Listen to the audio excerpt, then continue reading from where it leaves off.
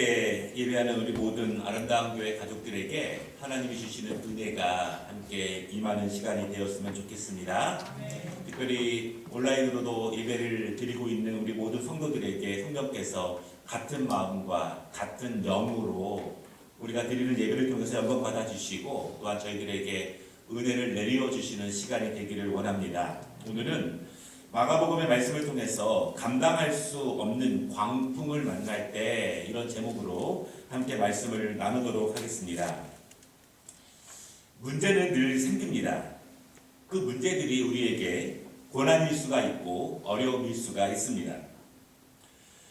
그 문제들이 우리를 아프게 하고 또한 우리에게 근심을 주고 우리에게 염려를 주는데 사실은 그러한 일들이 끊이지 않고 계속 우리의 삶 가운데 다가옵니다. 지금 경험하고 있는 어려움들, 그 문제들, 그것이 너무 힘들기 때문에 지금은 이것만 해결되면 좋겠습니다. 그것을 가장 원할 수 있지만 사실은 조금만 시간이 지나면 우리는 또 다른 문제 앞에 문제를 만나게 됩니다. 중요한 것은요, 우리가 그러한 문제를 만날 때마다 어떠한 방법과 어떠한 노력과 어떤 길을 통해서 매번 만나고 당하는 다양한 어려움들과 문제를 극복하고 있는가, 이 점을 생각해 보아야 합니다. 학생들에게 물어보면은 가장 큰 문제는 어려움은 시험입니다. 시험이 고단하고 힘들죠. 넘어가야 하지만 날마다 만날 때마다 큰 어려움이 있습니다. 그러나 그 학창시절에 만나는 시험들은요, 극복하고 이길 수 있는 방법이 있습니다. 다른 길이 있는 것은 아니죠. 중요한 내용들을 암기합니다. 어려운 문제들은 반복적으로 풀어보고 또한 선생님의 지도를 잘 받습니다. 또한 더 중요한 내용들이 있으면 반복적으로 읽으면서 정리하고 요약해 나아갑니다. 문제와 시험은 어렵지만 고단하지만 이러한 방법으로 열심히 하다 보면 어느 정도 이상으로 만족스럽게 극복해 나아갈 수 있습니다. 시험과 문제는 이기는 방법이 있고 극복하는 방법이 있다는 그런 말씀입니다. 그렇다면 지금 우리가 우리의 인생 가운데에서 만나는 여러 가지 문제들이 있는데 그 문제들을 만날 때마다 우리 그리스도인들은 어떤 방법으로 문제들을 다루고 있는가? 우리 그리스도인들이 문제를 만나고 어려움을 당할 때마다 우리는 어떤 방식으로 대응하고 있는가, 어떤 방식으로 극복하고자 나는 날마다 노력하고 있는가, 이것입니다. 그리스도인들과 세상 사람들을 구별하는 기준이 있는데요. 그것은 명확하게 믿음입니다. 믿음만으로 우리는 세상 사람들과 그리스도인들을 구별할 수 있습니다. 우리의 삶에서 어려운 일들을 만났을 때, 우리가 감당하기 힘든 시험들을 만났을 때, 그때 우리의 믿음은 어떠한 역할을 하고 어떻게 작용하고 있는가? 믿음은 교회 안에서만 사용하는 것인가? 믿음은 하나님 앞에서만 사용하는 것인가? 믿음은 가정의 문제에는, 건강의 문제에는, 경제 문제에는 해당되지 않는가? 국가적인 문제를 만났을 때, 내가 감당할 수 없는 다양한 문제들을 만났을 때, 그때 그리스도인들은 그 믿음을 어떻게 사용해야 하는가? 이 점을 우리가 생각해 보아야 합니다. 우리 그리스도인들이 꼭 기억해야 할 점들이 있습니다. 잊지 말아야 될 점이 있는데 그것은 우리가 믿음의 사람이라면 천지의 창조자 되시고 우리의 삶을 주관하시는 하나님에 대한 믿음을 어떠한 시험과 어려움을 만날 때마다 잊지 말아야 한다는 것입니다. 그리고 우리가 모든 시험과 어려움, 다양한 문제들을 만날 때마다 믿음을 통해서 이기고 믿음을 통해서 극복하고 믿음으로 노력하는 방법에 익숙해져야 한다는 것입니다. 그것이 세상 사람들과 믿음을 가진 사람들의 다른 점입니다. 오늘 마가복음 말씀을 통해서 우리가 우리의 인생 가운데 만나는 그러한 어려움들을 어떻게 이길 것인가 두 가지로 말씀을 나누겠습니다. 첫 번째는요, 예고되지 않은 광풍을 만날 때가 있습니다. 오늘 본문에서 제자들은 예고되지 않은 고난을 만나게 됩니다. 그런데 그 고난이 제자들이 감당할 수 없을 만큼의 크기와 어려움입니다. 우리가 조절할 수 있고 감당할 수 있고 그리고 더 열심히 노력하면 극복할 수 있는 문제들도 있습니다. 그러나 우리의 능력을 초과하는 어려움들이 있습니다. 우리가 전혀 감당할 수 없는 문제들이 있고 그저 운명에만 맡기거나 어쩔 수 없이 포기해야만 하는 그런 어려움의 크기들을 우리가 만날 때도 분명히 있죠. 오늘 제자들이 만난 고난과 어려움은 바로 그렇게 큰 어려움입니다. 35절을 보면은요, 그날 저물 때 예수님은 제자들과 함께 갈릴리 호수 건너편으로 가자고 말씀을 하십니다. 중요한 포인트가 있습니다. 날이 저물 때이다. 어두워져 갑니다. 보이지 않는 시간이 다가오고 있습니다. 여러분, 당시에는 어떠한 조명이 있거나 큰 불이 있는 것도 아니죠. 깜깜한 호수를 건너는 것입니다. 아무것도 보이지 않지만 또한 무엇이든지 예상하기 어려운 시간이 다가온다는 것을 의미합니다. 37절에 보면은 몇 개의 작은 배를 나눠 타고 한참을 가던 중에 큰 광풍을 만나게 됩니다. 어둡고 깜깜하고 아무것도 보이지 않지만 예상하지 못하는 시간에 광풍을 만났다. 이렇게 성경이 말하고 있습니다. 여러분, 성경을 보면은 갈릴리 호수를요, 자주 바다라고 불릴 때가 있습니다. 저는 아직 가보지는 못했지만 갈릴리 호수를 보니까 둘레가 한 53km, 남북으로는 한 21km, 동서로는 한 11km 이 정도의 크기의 호수입니다. 여러분, 예수님 당시에는 배가 무동력 배이죠. 순수하게 사람의 힘으로 움직이는 배입니다. 큰 배가 없기 때문에 작은 배들로 그 호수에서 일을 하고 건너기도 합니다. 이스라엘 사람들이 자주 이 호수를 바다라고 표현하는 것은 그들에게는 그만큼 갈릴리 호수는 크고 두렵기 때문에 자주 바다라고 말합니다. 그런데 오늘 본문을 보면은 깜깜한 밤에 갑자기 예상하지 못한 광풍이 불기 시작한 것입니다. 광풍은 말 그대로 미친 바람입니다. 회오리 바람으로 번역되기도 합니다.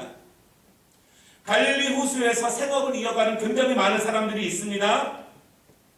그런데 여러분, 이 호수 자체가 우리의 인생처럼 광풍을 만날 수밖에 없는 그런 지리적인 위치에 있다고 그렇게 말합니다. 갈릴리 호수가 매우 낮은 곳에 있는데요. 북쪽을 보면은 2815m에 이르는 헤르만 산이 있고요. 그 산 꼭대기에는 만년설이 있기 때문에 바람이 지나다가 그 만년설에 만나게 되면은 이 갈릴리 협곡으로 큰 바람이 불어오게 되고 그때 갈릴리 호수에 큰 광풍이 일어난다. 그렇게 설명을 합니다. 너무 강력하기 때문에 그곳에서 생업을 이어가는 사람들, 그곳에 사는 사람들, 그곳에 있는 어부들에게는 사실은 그것이 삶의 터전이지만 동시에 광풍을 늘 만날 수밖에 없는 모습이다. 그렇게 말합니다. 여러분, 그런데 그 광풍이 밤에는 더 무섭습니다. 성지순례를 하신 한 목사님이요, 이런 글을 쓰셨습니다. 갈릴리 바닷가에 가서 1시간 정도 수영을 하며 즐거운 시간을 가졌습니다. 그렇게 지나고 있는데 난데없이 돌개바람 같은 것이 불면서 비치에 있는 파라솔들을 모두 날려버리고 거센 바람 때문에 모든 사람들이 즐겁을 하면서 나왔습니다. 거센 물결이 해변에서 파도처럼 다가오는데 겁이 날 정도였습니다. 그때 안내원이 말하기를 30분만 기다리십시오. 그래서 실내에 들어가서 가만히 앉아 있었는데 30분쯤 지나고 나니 광풍이 지나가고 평온한 태양빛이 보였습니다. 그렇게 설명을 합니다. 갈릴리가 그런 곳입니다. 여러분, 우리가 알다시피 예수님 제자 중에서 몇 명은 갈릴리 호수에서 평생 고기 잡는 사람들이었습니다. 갈릴리는 그들에게 일터였고 그들이 가장 잘 아는 환경입니다. 그렇지만 아무리 전문가라 할지라도 갑자기 닥치는 광풍은 모두를 두렵게 합니다. 그리고 38절에 보면 심지어 죽음의 공포를 느낄 만큼 무서운 광풍이 그들에게 닥쳤다. 그렇게 성경이 말하고 있습니다. 더 두려운 것은 그 광풍이 언제 끝날지도 모릅니다. 제자들은 꼼짝없이 여기서 죽는구나 그렇게 생각하고 있습니다. 갑자기 만나는 광풍, 사실은 우리의 일상에서도 많은 광풍이 불었습니다. 또한 앞으로도 불 것입니다.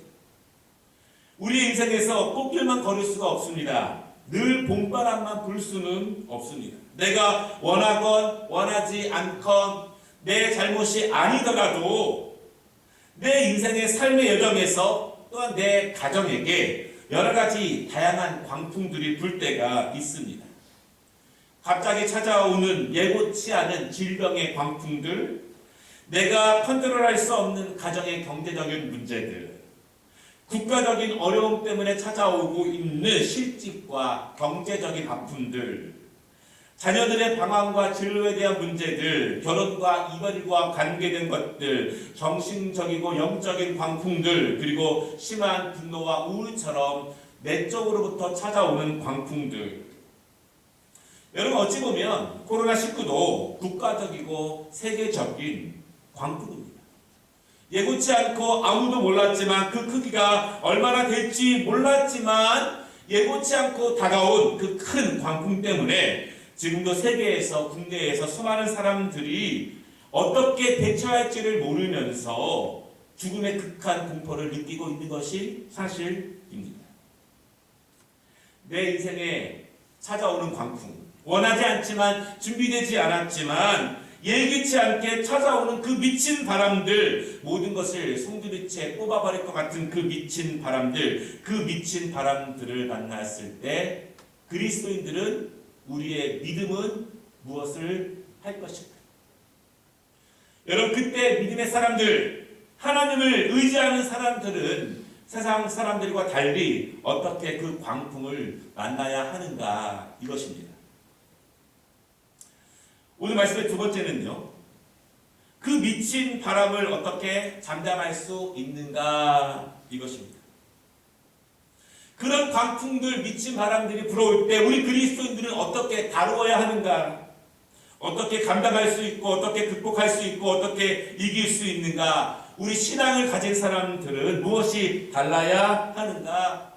여러분, 우리가 그리스도인이라는 뜻은요, 예수님을 의지하는 사람들이라는 뜻입니다. 우리는 창조주 하나님의 섭리를 믿는 사람들입니다. 성령님의 인도하심을 사모하는 사람들입니다.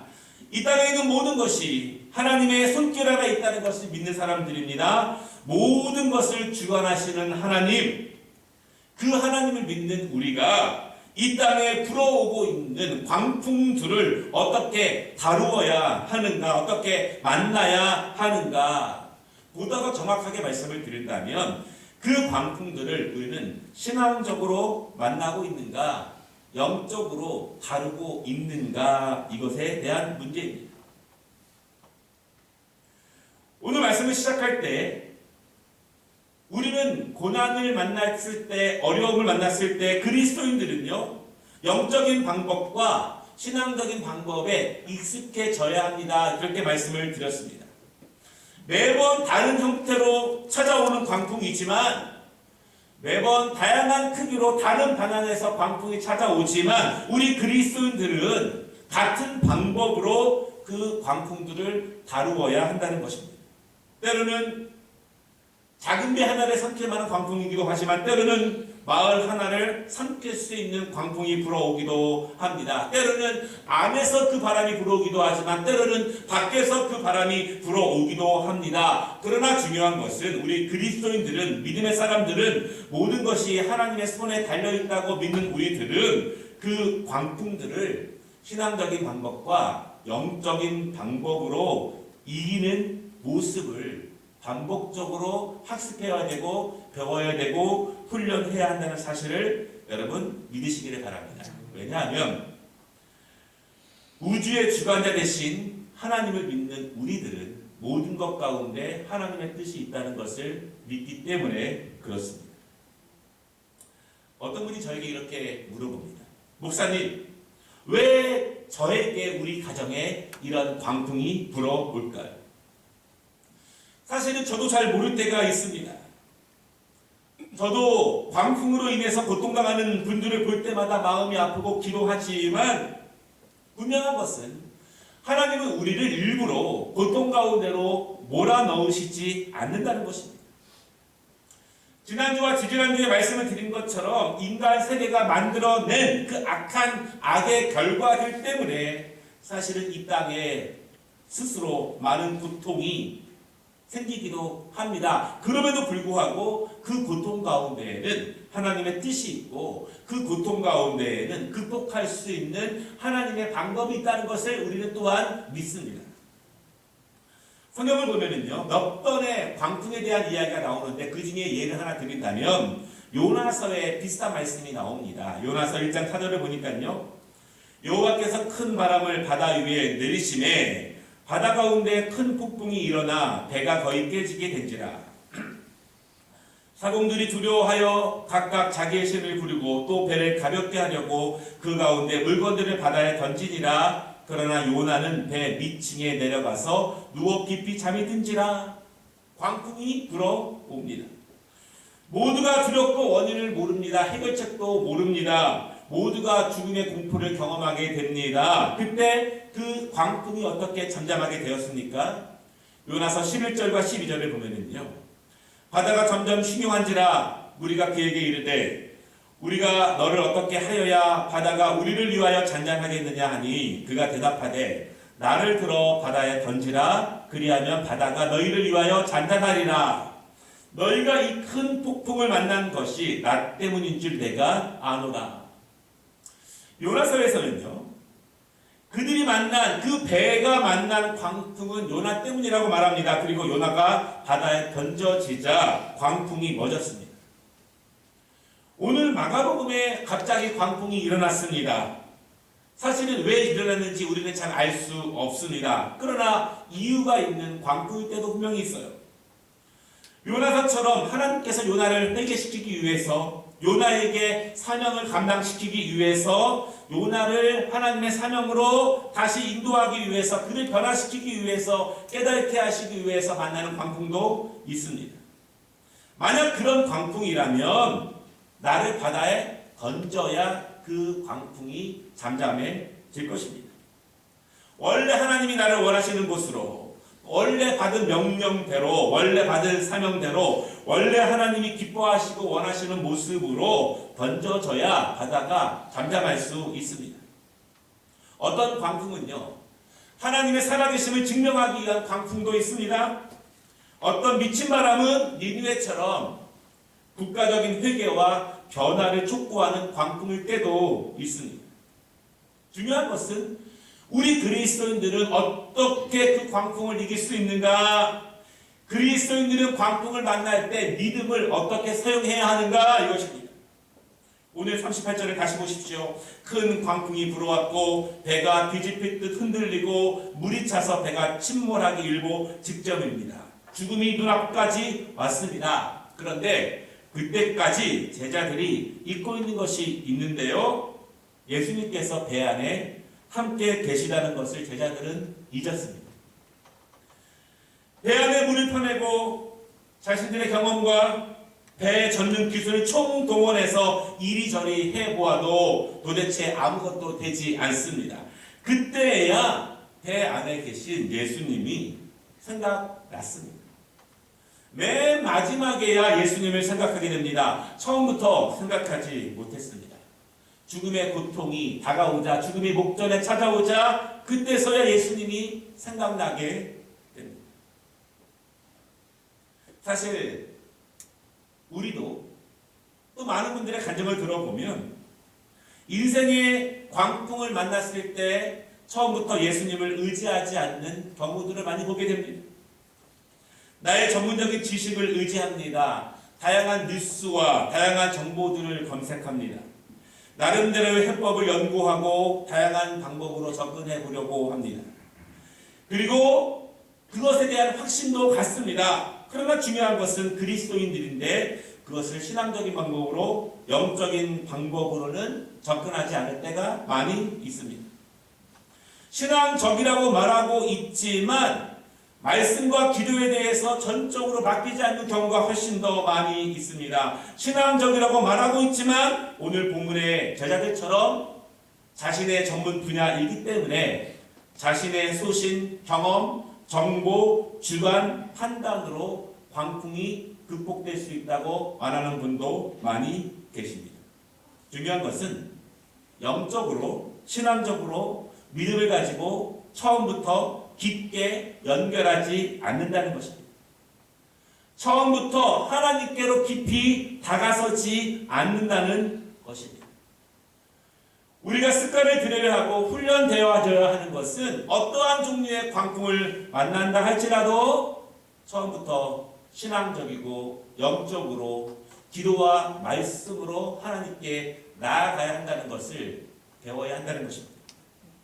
38절에 제자들이 예수님을 깨우며 하는 말이 있습니다. 선생님이요, 우리가 죽게 된 것을 돌보지 아니하십니까? 예수님 밖에 나와 보십시오. 난리가 났습니다. 우리가 죽기 일보 직전입니다. 모두가 죽기 직전인데 주님은 아무것도 안 하십니까? 뭐라도 좀 해주십시오. 주님께서 아무것도 해주시지 않는다는 제자들의 불평이 있습니다. 우리도 그럴 때가 있습니다. 예수님이 아무것도 해주시지 않는 것 같은 때가 많이 있습니다. 여러분, 오늘 본문을 보면은요, 큰 광풍을 만났을 때 제자들이 잘못한 것이 분명히 있는데 그것은 완전히 죽게 되었을 때에야 주님을 생각하게 된 것입니다. 처음부터 주님을 생각하지 못한 것입니다. 처음부터 광풍을 예수님께 맡기지 않은 것입니다. 처음부터 미친 바람을 영적인 방법으로 접근하지 않은 것입니다. 내 방법으로, 내 생각으로 할 수 있다고 하는 것, 그렇게 하면 된다라고 하는 것, 그것이 하나님의 뜻일 것이라고 말하는 것들. 그러나 오늘 본문을 보면 이제 꼼짝없이 죽게 되었다는 것을 알았을 때에야 예수님을 찾게 됩니다. 그때서야 예수님 앞에 나오게 되는 것입니다. 여러분, 그럼에도 불구하고 그들이 잘한 것이 있다면 주님을 깨운 것입니다. 주님을 찾은 것이고 주님께 부르짖은 것이고, 그럼에도 뒤늦게라도 예수님이 그들과 함께 계시다는 것을 잊지 않은 것입니다. 말씀을 마치겠는데요, 광풍은 여러 가지 모양으로 다가옵니다. 예기치 않게 다가옵니다. 모든 광풍은 우리가 감당하기에 힘에 겹고 그 크기가 매우 큽니다. 무게가 무겁습니다. 중요한 점은 그리스도인들은 광풍을 다루는 데 익숙해져야 한다는 것입니다. 우리의 믿음과 우리의 신앙이 그 광풍을 다루는 가장 큰 도구여야 합니다. 다른 많은 지식들과 정보들과 뉴스가 필요합니다. 그러나 가장 큰 도구는 하나님의 말씀과 기도가 되어야 한다는 사실을 여러분 믿으시기 바랍니다. 오늘 예수님께서 제자들에게 보이시는 것은 명백합니다. 오늘 예수님은 제자들을 훈련시키시는 것입니다.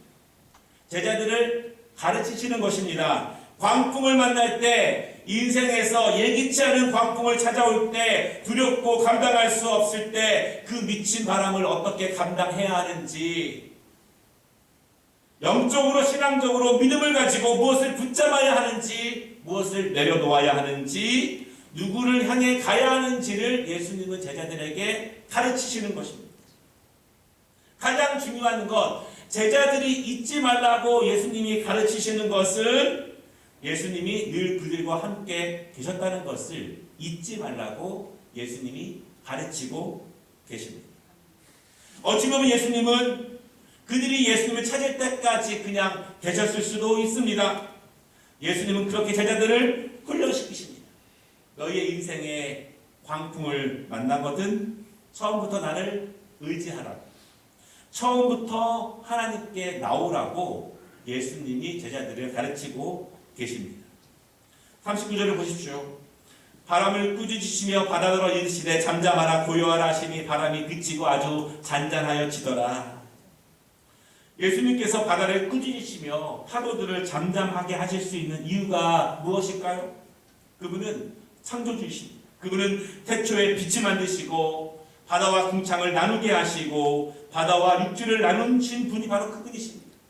만드신 분이 꾸짖으시니 모든 자연은 그분의 말씀과 그분의 질서를 따르게 됩니다. 오늘 예수님은요 40절에서 제자들의 믿음 없음을 꾸짖고 계십니다. 어떤 믿음 없음일까요? 그것은 항상 예수님께서 그들과 함께 계셨다는 것을 몰랐던 믿음입니다. 그것은 모든 광풍은 예수님을 만나야 해결된다고 하는 것을 모르는 믿음입니다. 그것은 인생의 광풍을 만날 때 예수님이 처음부터 늘 함께 계셨다는 것을 아는 믿음일 것입니다. 여러분, 우리는 내적으로, 가정적으로, 개인적으로 큰 광풍을 자주 만날 것입니다. 코로나 또한 우리 가운데 임하는 광풍일 것입니다. 그러나 그때마다 처음부터 예수님을 의지하고 기도와 말씀으로 이기시기를 바랍니다. 처음부터 영적인 방법으로, 신앙적인 방법으로 광풍을 만나러 나아가시기를 바랍니다. 주님이 오늘 제자들에게, 우리에게 가르치시는 것은 모든 광풍을 만났을 때 예수님과 함께 머물라는 그 말씀입니다. 이 은혜로 우리 성도들의 인생의 광풍과 또한 국가적인 이 광풍 가운데 은혜가 임하기를 주님의 이름으로 축원합니다. 기도하겠습니다.